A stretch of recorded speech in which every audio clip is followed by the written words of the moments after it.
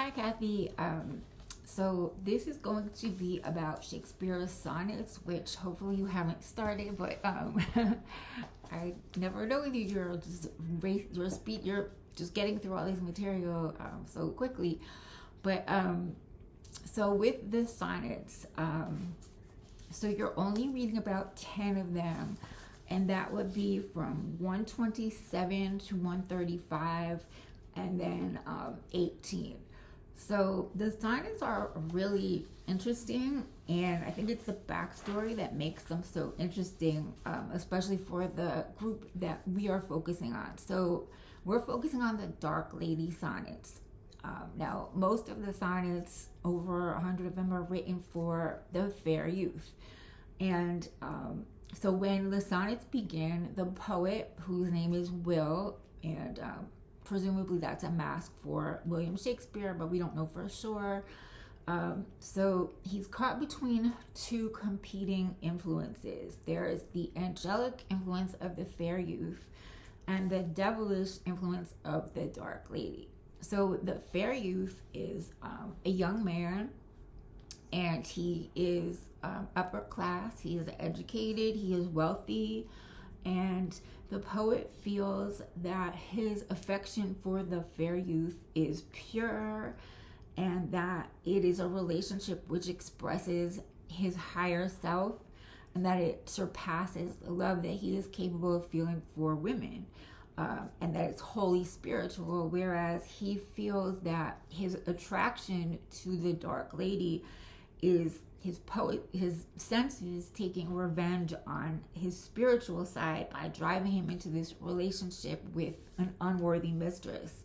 So it's also important to point out that the dark lady is recognized as being of a different racial / ethnic background.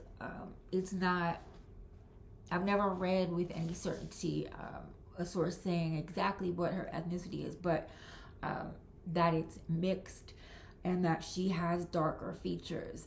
And fair at this time, of course, was used to refer to, or was used to mean beautiful, but also fair as in like blonde or redheaded. So dark could mean brunette, or it could mean literally like the word dark. So the poet's feelings for the dark lady, I don't see them as love sonnets. You may read, like if you were to go to SparkNotes or one of those websites, it would probably describe these as all as love sonnets. But the sonnets written to the dark lady are very cruel. They're very crude. There is one, it's not in the group that you're reading, but he refers to her as the bay where all men ride. And the last sonnet that you're reading, sonnet 135, is extremely crude. It's basically just asking her to add him to her roster of sexual partners. So for me, at least, I don't see these as love poems at all. And there are actually several theories that offer an explanation for the crude and cruel tone of the sonnets written to the dark lady. So the traditional interpretation was that the dark lady was, a whore, or that she was lower class, and that she's just generally inferior. But the more modern tendency is to look at the poet, or Will, and first of all, to look at the various ways that he addresses her, because he's not consistent. There are some of the sonnets that he writes to her that do seem to express an attraction, or some type of bond between them. But then there are others that seem to just express like deep scorn and almost like a hatred. So the modern tendency is to look at Will and his inconsistency, and also to view Will's expression of scorn for the Dark Lady more about his conflicted feelings about his own sexuality, because at the time that he was writing this, it was very conventional for men, especially literary men, to write letters of friendship to one another expressing their feelings. But to be very clear, the sonnets here that Shakespeare or that Will writes to the fair youth, they 100% cross the boundaries of what would have been considered acceptable male relationships at the time. Homosexuality was not really allowed, but neither was sex outside of marriage.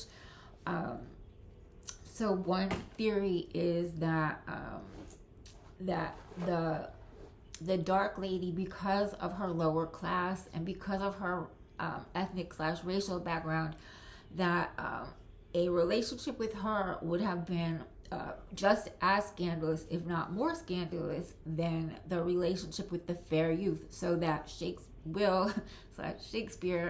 writes to the Dark Lady to create a scandal to distract from the sonnets written to the fair youth, and to distract us from the fact that these are love letters written from one man to another. Another theory is that well, it's not really a theory, I guess, but another explanation is just that he is struggling with his sexuality, and so the Dark Lady kind of gets the brunt of this struggle and his feelings of lust and humiliation and shame. So I guess those are really the two perspectives. Again, if you were to go to SparkNotes or just some website, which I always tell students are not accurate, they're just kind of passably somewhat reliable, you might encounter that they might refer to these sonnets all as love sonnets, but again, it's important to recognize that Will's treatment of the Dark Lady is very crude and cruel. So just to begin, he starts, of course I don't have all of them in front of me, but he starts out by saying that, basically talking about her features and acknowledging that they're darker, and saying that in the old days, darker features were not considered beautiful. Oh wait, I have it. So this is a modern English translation. In the old days, dark complexions weren't considered attractive, or if they were, nobody called them beautiful. But now darkness is accepted as beautiful, and fair complexions are slandered. Since everyone has the power to make himself beautiful, and ugly people can be beautiful by artificial means, nobody can legitimately be called beautiful. Beauty is not special or divine, but has been disgraced and is common. Therefore, my mistress's eyes are as black as a raven, well suited to today's fashion, and in their blackness they seem to mourn those who were born ugly and made themselves beautiful, giving beauty a bad name. Her eyes mourn so beautifully, everyone says beautiful eyes should look like hers. So this is sonnet 127, and I would say they get progressively, they start out not being very cruel or crude at all. This sonnet isn't offensive, but if you keep reading, you'll notice that I think they get increasingly unkind. So 128, I'm going to skip over this one.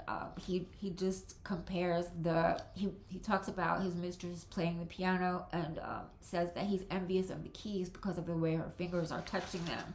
But then 129 talks about sex as a way of squandering vital energy, and something that leads to shame. He says that in anticipation of sex, lust makes people murderous, violent, and blameworthy, savage, extreme, rude, cruel, and untrustworthy. No sooner do people enjoy sex than they immediately despise it. So it's hard to imagine. Well, yeah, see, here he does not seem like he has anything positive to say about his relations with the Dark Lady. And 130 is the next one that I just want to draw your attention to. So in this, he compares his mistress's features to all of these different things, but he also says that she's not, for example, he describes her skin as being dun, which means gray. So her skin is gray, not white like snow. And her breath smells bad. And he doesn't like the sound of her voice. And her lips are not red like coral. So it's very unkind. And the last line, he says that he thinks that she's as rare as any other woman who is lied about in poems by sonneteers. So it begins, I'm reading the modern English translation. My mistress's eyes are nothing like the sun. Coral is much redder than her lips. Compared to the white of snow, her breasts are grayish. Poets describe their mistress' hair as gold, but my mistress has black wires growing out of her head, and some perfumes smell more delightful than my mistress's reeking breath. I admit I never saw a goddess walk. When my mistress walks, she treads on the ground, and yet by heaven I think my beloved as special as any woman who poets have lied about with false comparisons. So yeah. So moving on, let's see, in 131, he talks about her tyrannical nature and says that her character is black. And let's see, but the poem that I want to focus on next, or the sonnet I want to focus on, is 135. So 135 is important to recognize that when the poet uses the word will here, he means will as in, one's will, as in willpower, but he also uses will to signify male and female genitalia. So again, this poem, he is asking her, to the Dark Lady, to add him to her group, the group of men that she is sleeping with. I'm going to read the modern English translation. Whatever sexual fulfillment other women get, you have your will, and another will too, and more will than you need. I, who never stop pestering you, would like to add myself to give you more than enough to satisfy your sweet vagina. Won't you, with such a spacious allow me to hide my will in it just once? Are you going to accept other men's wills but reject mine? The sea is full of water but continues to accept the rain and keeps adding to its stock. So like that, you are rich in wills. Add my will to those you already have, stretching your spacious. Think of all your lovers as one entity and accept me as part of that one will. So this poem, or this sonnet, is very vulgar and offensive, and I think I will cry if anyone ever wrote this and gave it to me. So